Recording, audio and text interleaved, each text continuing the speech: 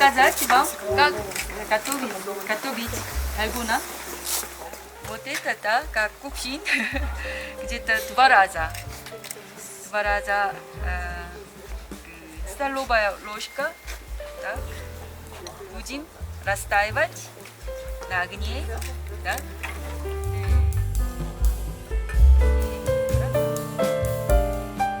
Так, здесь сода 2 раза, да, немножко, раз.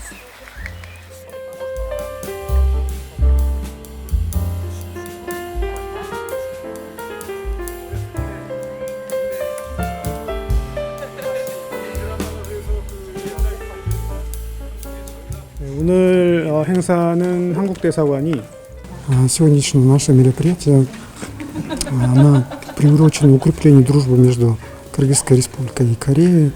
И посольство Республики Корея решило провести такое мероприятие для продвижения культуры Республики Корея. С этой целью были приглашены блогеры, журналисты. Также в сегодняшнем мероприятии принимает участие сын нашего знаменитого писателя Ильдар Чингизович Айтматов. В сегодняшнем мероприятии мы знакомим с корейской национальной одеждой, культурой, а также с корейской кухней, с национальными играми. Кроме того, у нас есть здесь фотозона, где можно также провести фотографирование.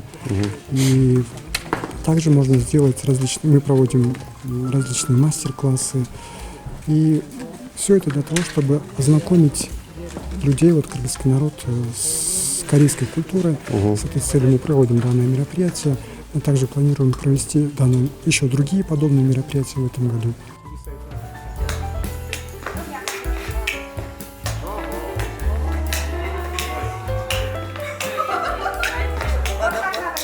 Сегодня по приглашению господина посла мы здесь находимся в резиденции корейского посла, поэтому очень отрадно, очень интересно здесь то, что мы соприкасаемся с традиционной и современной культурой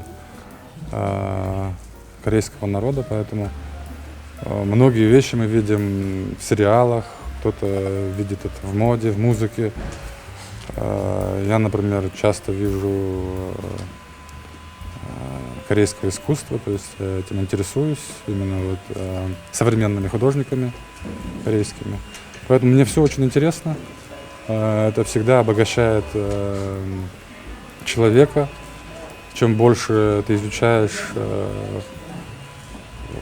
культуру других народов, тем больше ты обогащаешь себя, свою культуру и свой кругозор. Поэтому это очень важно. И хотелось бы, чтобы такие мероприятия проходили чаще и больше людей было задействовано, особенно молодежь. В Корее издаются произведения Чингиза Айтматова, и они издавались и давно еще, мне кажется, лет 30-40 назад, они были уже переведены и изданы. А сейчас это уже новые издания, которые сейчас продолжают выходить.